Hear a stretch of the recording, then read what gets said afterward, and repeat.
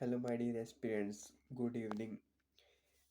हम कर रहे हैं एनसीईआरटी का थर्ड चैप्टर, यानी कि हमारे 2 चैप्टर कंप्लीट हो चुके हैं। आई थिंक कि आप लोगों ने तैयार कर लिए होंगे। हमने उनकी पीडीएफ भी अपलोड कर दी थी साथ के साथ हमारे टेलीग्राम वाले चैनल पे। तो अब हम करने वाले हैं थर्ड चैप्टर उसका नाम है भोजन संग्रह से उत्पादन तक। इसमें हम इम्पोर्टेंट इम्पोर्टेंट पॉइंट करते हैं, जैसे आपको पता ही है हमने लास्ट सेकंड वीडियो में भी यही किया था, जो हाईलाइट कर रखे मेन मेन पॉइंट जो हमारे काम आने वाले हैं। आज हम इनको एक्सप्लेन करेंगे और इनके बारे में रीड आउट करेंगे कि इनमें क्या क्या बताया गया है। तो स्टार्ट करते हैं। फर्स्ट पैराग्राफ में ऐसा कुछ खास था नहीं। जो मेन था उसको मैंने यहाँ पे मार्क कर लिया, हाईलाइट कर लिया, वो हम रीड आउट करते हैं। सबसे पहले जिस जंगली जानवरों को पालतू बनाया गया वह जंगली कुत्ते का जंगली पूर्वज था, यानी कि सबसे पहले जिसे जंगली जानवरों को पालतू बनाया गया था वह कौन था? कुत्ते का पूर्वज था। मतलब इनडायरेक्टली हम कह सकते हैं कि वो कुत्ते को ही सबसे पहले पालतू बनाया गया था। इसके बारे में क्वेश्चन पूछा जाता है कि सबसे पहले पालतू बनाने वाला जानवर कौन सा था, तो कुत्ता था वो। नेक्स्ट है, धीरे धीरे लोग भेड़ बकरी गाय और सूअर जैसे जानवरों को अपने घर के नजदीक आने को उत्साहित करने लगे। ऐसे जानवर झुंड में रहते थे और ज्यादातर घास खाते थे। अक्सर लोग अन्य जंगली जानवरों के आक्रमण से इनकी सुरक्षा किया करते थे और इन्हें धीरे धीरे, मान लो कुत्ते से लोगों ने मतलब पालना शुरू किया स्टार्टिंग में। उसके बाद लोगों ने क्या किया, जैसे जैसे इन लोगों को लगा कि हमें दूसरे जानवरों को पालने से उनके मतलब बेनिफिट मिल सकता है। जैसे इन लोगों ने भेड़ को पाला, उससे इनको रुई मिलने लगी ऊन के रूप में, और बकरी को उनसे दूध मिलने लगा। गाय और सूअर को भी इन लोगों ने पालने लगे ताकि इनका व्यापार बढ़े, इनको व्यवसाय मिले। इसलिए इन लोगों ने इन जानवरों को भी अपना पालतू बनाना शुरू कर दिया। सबसे पहले कौन सा था? कुत्ता, फिर आया भेड़, बकरी और गाय और सूअर। ये 4 जानवरों को इन लोगों ने पालतू बनाना शुरू कर दिया था। अब नेक्स्ट पॉइंट है बसने की प्रक्रिया। बसने की प्रक्रिया क्या होती है, हम इसके बारे में इसमें पढ़ेंगे। लोगों द्वारा पौधे उगाने और जानवरों की देखभाल करने को बसने की प्रक्रिया का नाम दिया गया, यानी कि लोग पेड़ व्यवसाय के लिए कुत्तों को पालने लगे थे और पेड़ पौधे उगाने लग गए थे। तो उनकी जो प्रक्रिया थी उसको बसने की प्रक्रिया नाम देकर उसको मतलब संबोधित किया गया, ताकि एक प्रक्रिया का पर्टिकुलर उसको नेम दे दिया गया। जैसे कि पौधे उगाने और जानवरों की देखभाल करने की प्रक्रिया को क्या कहा गया? बसने की प्रक्रिया। नेक्स्ट है, बसने की प्रक्रिया पूरी दुनिया में धीरे धीरे चलती रही। यह करीब 12,000 साल पहले शुरू हुई। कब शुरू हुई थी? 12,000 साल पहले, यानी कि हम कह सकते हैं पूरा पाषाण काल युग में। कृषि के लिए मतलब उसके टाइम पीरियड के बाद की बात है, अभी 2000 चल रहा है, 12,000 साल पहले यानी कि अप्रोक्सीमेटली 10,000 साल मान सकते हैं हम लोग। कृषि के लिए अपनाई गई सबसे प्राचीन फसलों में गेहूं तथा जौ आते हैं। उसी तरह सबसे पालतू बनाए गए जानवरों में कुत्ते के बाद भेड़ बकरी आते हैं। जैसे कि सबसे पहले हमने पढ़ा भी कुत्ते को देख वो पालतू जानवर बनाया गया था, उसी तरह फसल जो सबसे पुरानी फसल थी वो कौन सी थी? गेहूं और जौ।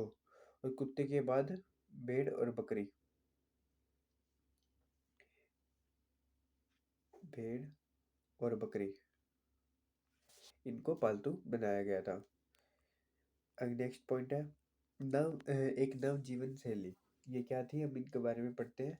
अनाज को भोजन और बीज दोनों ही रूपों में बचा कर रखना आवश्यक था। इसलिए लोगों को इसके भंडारण की बात सोचनी पड़ी, यानी कि उसको स्टोर करना सोचना पड़ा कि इसको स्टोर करके रखे। बहुत से इलाकों में लोगों ने फीड के बड़े बड़े बर्तन बनाए, टोकरियां बुनी या फिर जमीन में गड्ढा खोदा। यानी कि इन लोगों ने क्या किया, अपने रोजगार बढ़ाने के लिए बर्तनों का आविष्कार किया, मतलब बर्तन बनाने शुरू कर दिए, टोकरियां बुनी और फिर जमीन में गड्ढा खोदा ताकि इनको वो सुरक्षित रख सके अनाज को। इसलिए इन लोगों ने ये किया अनाज को सुरक्षित रखने के लिए। फिर जानवरों के चलते फिरते खाद्य भंडार, अब उनके बारे में पढ़ेंगे। जानवर बच्चे देते थे जिससे उनकी संख्या बढ़ती है।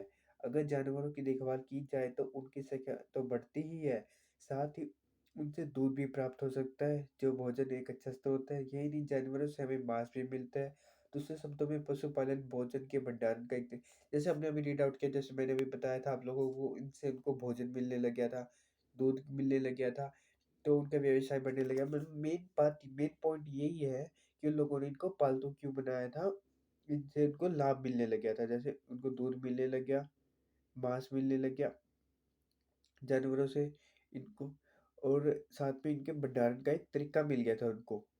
मतलब इनके बेनिफिट उनको नज़र आने लग गए थे, तो उन लोगों ने इन जानवरों को पालतू बनाया। नेक्स्ट है मानचित्र 2 में आप देखो, क्या तुम्हें नीले वर्ग दिख रहे हैं?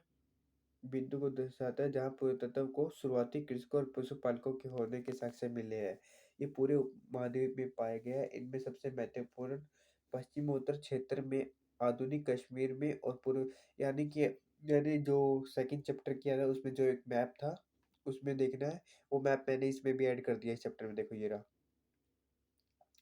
ब्लू पॉइंट, यानी कि ब्लू पॉइंट में कौन कौन से है, हम रेड मार्क ले लेते हैं। ये हो गया, ये हो गया, ये सारे क्या है जहाँ पे उसके साक्ष्य मिले पुरातत्व को। हड़प्पा सभ्यता, मतलब यहाँ पे हमें क्या क्या मिला है उसके बारे में बताएंगे अभी, कि कहाँ पे कौन सी खेती होती थी, कहाँ पे किसके बारे में पता चला है। ये सेकंड चैप्टर का इम्पोर्टेंट मैप है, मैंने आपको पहले भी बताया था पहले वाली वीडियो में, कि इस मैप के अकॉर्डिंग ही हमें हर एक point next to next chapter में पढ़ने को मिलेगा। तो वही हम आज पढ़ेंगे ब्लू पॉइंट के बारे में, कि यहाँ पे क्या क्या है। सबसे पहले था ये वाला, वास्तव में ये निर्दिष्ट स्थान कृषकों और पशुपालकों की बस्तियां थी या नहीं, इ- इसे जांचने के लिए वैज्ञानिक खुदाई में मिले पौधों और पशुओं की हड्डियों के नमूनों का अध्ययन करते हैं। यानी कि वहाँ पे मिली जो स्केलेटन के जो मिले हैं हमें बोन्स, उनसे, और जो पोती मिले हैं उनसे हम पता कर रहे हैं कि ये किस टाइम की है और किस पशुपालक थे, किस लिए यूज करते थे। ये हम उनके मतलब ये हम यूज करते हैं, और टाइम पीरियड हमें पता चलता है कार्बन कार्बन की से हम पता लगाते हैं कि ये कितना पुराना है। ऐसा लगता है कि ये गलती ये से या फिर जानबूझकर जलाए गए होंगे। वैज्ञानिक इन अनाज के दानों की पहचान कर सकते हैं। इस तरह हमें पता चलता है कि इस उपमहाद्वीप के विभिन्न भागों में बहुत सारी फसलें उगाई जाती रही होगी। वैज्ञानिक विभिन्न जानवरों की हड्डियों की भी पहचान कर सकते हैं। मतलब वही जो हमने एक्सप्लेन किया कि अभी इनके बारे में पहचान करना चाहते हैं कि ये किस चीज़ की है और कितनी पुरानी है। ये मैप है, इसको रीड आउट कर लेते हैं, इंपॉर्टेंट मैप है। अनाज और हड्डियाँ कहाँ-कहाँ से मिली? मेहरगढ़, जो कि एट प्रेज़ेंट पाकिस्तान में है। गेहूँ, जौ, भेड़, बकरी और मवेशी, ये मिले थे मेहरगढ़ से। चावल, जानवरों की हड्डियों के टुकड़े, ये मिले हैं कोल्डी हवा से, ये जो कि एट प्रेज़ेंट का है यूपी में, यानी कि उत्तर प्रदेश में। चावल और मवेशी, मिट्टी पर खुरों के निशान, ये कहाँ मिले हैं? महागड्डा, ये भी कहाँ है? यूपी में। गेहूँ और दलहन यानी कि दाल, ये कहाँ मिले हैं? गुफर काल में, ये कहाँ है? एट प्रेजेंट कश्मीर में। गेहूँ, दाल, कुत्ते, मवेशी, भैंस, भेड़ और बकरी, सब कुछ कहाँ पे मिले हैं? बुरछोम, जो कि एट प्रेजेंट का है कश्मीर में। मतलब ये जो जो पॉइंट दे रखे हैं ना, ये बहुत इंपॉर्टेंट है। मतलब इसमें ऑप्शन टाइप में ही आता है कि ये चीज़ें कहाँ कहाँ से मिली थी। गेहूँ, हरे चने, जौ, भैंस, जैसे हर एक में गेहूँ है, इसको पॉइंट को हटा देंगे। जैसे इसमें अलग है कि भैंस, चने, हरे चने, बेल, ये कहाँ से मिले? ये मिले थे चिरांद, जो कि एट प्रेजेंट कहाँ है? बिहार में। ज्वार, बाजरा, मवेशी, भेड़, बकरी, सूअर, ये कहाँ से मिले? हल्लूर, ये है आधुनिक आंध्र प्रदेश। काला चना, ज्वार, बाजरा, मवेशी, भेड़, सूअर, ये कहाँ है? पेमपल्ली, जो कि ये भी कहाँ है? आंध्र प्रदेश में। जिन जगहों पर अनाज तथा हड्डियों के अवशेष मिले हैं, ये उनमें से सिर्फ कुछ ही है। मतलब ये सारे नहीं है, ये मतलब उसका एक छोटा सा पार्ट है जिसके बारे में हमने अभी रीड आउट किया है। मतलब इसमें बहुत सारी जगहों पे अलग अलग चीजें मिली हैं, कि हम बता दें जैसे कि उस समय में भी कृषि, पशुपालक और शिकार वगैरह की चीजें होने लग गई थी। ये दर्शाती है ये चीजें। नेक्स्ट पॉइंट है स्थायी जीवन की ओर। पुरातत्वविदों को कुछ पुरा स्थलों पर झोपड़ियां और घरों के निशान मिले हैं जैसे कि बुर्ज हमने पढ़ा एट प्रेज़ेंट कश्मीर में है कि लोग गड्ढे के नीचे घर बनाते थे, यानी कि ज़मीन खोद कर उसके नीचे घर बनाते थे। इन्हें क्या कहा जाता था? गर्तवाश। मैंने जहाँ-जहाँ पे ग्रीन अंडरलाइन किया है, वो इम्पोर्टेंट पॉइंट है, येलो उसके बाद। मतलब जो मैंने मार्क हाइलाइट उसी के अकॉर्डिंग किया है, इम्पोर्टेंट पॉइंट के अकॉर्डिंग। इनमें उतरने के लिए सीढ़ियाँ होती थी। इससे इन्हें ठंड के मौसम में सुरक्षा मिलती होगी। पुरातत्वविदों को झोपड़ियों के अंदर और बाहर दोनों ही स्थानों पर आग जलाने के जगह मिले हैं। ऐसा लगता है कि लोग मौसम के अनुसार घर के अंदर या बाहर खाना पकाते होंगे। जैसे कि गर्मियों में बाहर पका लिया या सर्दियों में भी अंदर पका लिया। तो इसके अकॉर्डिंग मौसम के अकॉर्डिंग ये चेंजेस आते रहे होंगे। अगला है, बहुत सारी जगहों से पत्थर के औजार भी मिले हैं। इनमें से कई ऐसे हैं जो पूरा पाषाण युगीन उपकरणों से भिन्न है। इसलिए इन्हें ये हमने कल पढ़ा था कि कुछ पत्थर 12,000 साल पहले के हैं और कुछ उसके बाद के। ये वही कह रहा है कि जो पत्थर मिले हैं ना, वो पूरा पाषाण युग काल के बाद के पत्थर हैं। यानी कि उन्हें कहा जाता है कि वो शायद नवपाषाण युग के पत्थर हैं।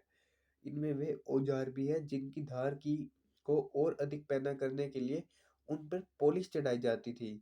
ओखली और मूसल का प्रयोग अनाज और वनस्पति से प्राप्त अन्य चीजों को पीसने के लिए किया जाता था। आज हजारों साल बाद भी ओखली और मूसल का प्रयोग अनाज पीसने के लिए किया जाता है। उसी तरह प्राचीन प्रस्तर युगीन औजारों का निर्माण और प्रयोग लगातार होता रहा। कुछ औजार हड्डियों से भी बनाए जाते हैं। इसमें वही बातें बताई गई जैसे इन पत्थरों का उपयोग बताया गया है और ये पत्थर कैसे बने, इसके बारे में बताया गया है। और क्या कहा जाता है कि इन पत्थरों का मतलब निर्माण हड्डियों के साथ भी किया गया है। मतलब औजार पत्थरों से भी बनाए जाते थे और हड्डियों को पहना करके उनको नुकीला पार्ट बना के फिर उनका हथियार के रूप दे दिया जाता था। अगला है, नवपाषाण युग पुरास्थलों से कई प्रकार के मिट्टी के बर्तन भी मिले हैं। ये भी इम्पोर्टेंट पॉइंट है। चावल, गेहूँ तथा दलहन जैसे अनाज अब आहार का महत्वपूर्ण हिस्सा, मतलब नवपाषाण युग में चावल और दाल ये एक आहार का मतलब खाने का एक मुख्य पार्ट बन गए थे। इसके साथ-साथ अब लोग कपड़े भी बुनने लगे थे। इसके लिए कपास जैसे आवश्यक पौधे उगाए जा सकते थे। हमने कल रीड आउट किया था कि कपास मतलब कपास का उपयोग नहीं करते थे। वो पहले पत्थर को क्या करते थे, शिकार में जैसे किसी जानवर की खाल आदि का प्रयोग करते थे। तो अब ये कपास का प्रयोग करने के लिए उनका पौधों का उगाना भी शुरू कर दिया था। नेक्स्ट पॉइंट है, विद्वानों ने ऐसे किसानों का अध्ययन किया। इनमें प्राय कृषक और पशुपालक समूह में रहते थे जिन्हें जनजाति कहा जाता था। यानी कि जो समूह में रहते थे पशुओं को पालते थे और जो किसान थे उन्हें क्या कहा जाता था, जनजाति। विद्वानों ने पाया है कि ये लोग कुछ ऐसे रीति रिवाजों को मानते थे जो संभवतः पहले से ही प्रचलित रहे होंगे। ये जनजाति है, इसके बारे में हम आप रीड आउट कर लेना। मतलब इनके बारे में इतना डीपली मतलब बताया गया है कि ये कौन थे ये लोग, ये मैंने हाईलाइट कर दिए ये पॉइंट। नेक्स्ट है मेहरगढ़, ये गांव पढ़ लेते हैं। गांव की ये विशेषता है कि वहाँ रहने वाले अधिकांश लोग भोजन उत्पादन में लगे होते हैं। मेहरगढ़ में जीवन मृत्यु। मेहरगढ़ अभी हमने ऊपर पढ़ा था बुरझोम के बारे में, अब है पॉइंट मेहरगढ़। हम देख लेते हैं मैप में। बुरझोम हो गया हमारा। अब अगली बारी है मेहरगढ़ की, जो कि पाकिस्तान में है एट प्रेजेंट। मेहरगढ़ यह ईरान जाने वाले सबसे महत्वपूर्ण रास्ते बोलन दर्रे के पास एक हरा भरा समतल स्थान है। मेहरगढ़ कहाँ पे है? ईरान जाने वाले रास्ते पे बोलन दर्रे के पास। ये इंपॉर्टेंट पॉइंट है कि ये कहाँ पे है। ये है बोलन दर्रे के पास एक हरा भरा समतल यानी कि प्लेन शहर है। नॉर्मल मेहरगढ़ संभवतः वह स्थान है जहाँ के स्त्री पुरुषों ने इस इलाके में सबसे पहले जौ, गेहूं उगाना और भेड़ी बकरी पालना सीखा। जो हमने ऊपर पढ़ा था कि सबसे पहली खेती कौन सी हुई थी, जौ और गेहूं। और कुत्ते के बाद किसे पाला गया था, भेड़ और बकरी को। ये वही बात है। अगला है, या खुदाई में सबसे पहले एक स्तरों से पुरातत्वों को विभिन्न प्रकार के जानवरों की हड्डियां मिली। इनमें हिरण तथा सूअर जैसे जंगली जानवरों की हड्डियां भी शामिल है। उसके बाद के सत्रों से भेड़ और बकरियों की हड्डियां ज़्यादा मिली है। उसके ऊपर ज़्यादा मवेशियों की हड्डियां मिली है। ऐसा लगता है कि ये लोग मवेशियों को पालने लगे थे। मतलब कहा जाता है कि कुत्ते के मतलब के बाद हिरन और सूअर जैसे जंगली जानवरों को भी हमने पढ़ा था कि उनको पालना शुरू कर दिया था। तो उनकी हड्डियां भी मिली। भेड़ और बकरियों की हड्डियाँ मिली, उसके बाद मवेशियों की, यानी कि गाय-भैंसों की मतलब उनकी भी हड्डियाँ मिली। कहा जाता है कि उन्हें भी पालतू बनाना शुरू कर दिया था इस समय में। मेहरगढ़ में इसके अलावा चौकार तथा आयताकार घरों के अवशेष भी मिले हैं। जैसे कि हमने पढ़ा था, पढ़ेंगे न आगे आएगा, उसके बारे में हड़प्पा सभ्यता में किस तरह के घर होते थे। तो वही है, मोहनजोदड़ो में किस तरह के ट्रायंगल थे, स्क्वायर टाइप में थे। इसमें वही बताया गया है कि मेहरगढ़ में इसके अलावा चौकार या तथा आयताकार यानी कि स्क्वायर टाइप में 4 कोने वाले घरों के अवशेष भी मिले हैं। प्रत्येक घर में 4 या 4 से ज़्यादा कमरे, जिसमें से कुछ संभवतः भंडार के काम आते होंगे। जैसे कि हमने पढ़ा था कि अनाज को स्टोर करना लग गए थे, तो उसको यूज़ में आते होंगे। पहले और हम प ने पढ़ा कि पुरातत्व कैसे मतलब डिसाइड करते होंगे कि ये पूरा पाषाण है, नवपाषाण क्या है। तो जैसे-जैसे खुदाई हो रही है, वहाँ पे लेयर बन रही है। सबसे ऊपर की लेयर को हमने नए-नए नाम दे दिया और जो सबसे नीचे की लेयर है, उसको पूरा पाषाण नाम दिया गया है। इस पैराग्राफ को आप रीड आउट कर लेना, तो आपको समझ आ जाएगा कि इसके बारे में क्या बताया गया है। ये पैराग्राफ आपको मतलब अच्छे से बता देगा कि कौन-सा पार्ट में क्या है। मतलब यही बात है कि जो लेयर बनती गई, उसके ऊपर जब दबती गई वो चीज़ें दबती गई, तो जो लेयर हट रही है, उनसे हमें पता चल रहा है कि ये चीज़ें उससे भी पहले आ गई थी, कि ये चीज़ें कितनी पुरानी हैं। मृत्यु के बाद सामान्यतः मृतक के सगे-संबंधियों उसके प्रति सम्मान जताते हैं। लोगों की आस्था है कि मृत्यु के मतलब ये बताया गया है कि इसमें एक पार्ट है मेहरगढ़ में, एक कब्र में एक मृतक के साथ-साथ एक ब बकरी की भी हड्डियाँ मिली है।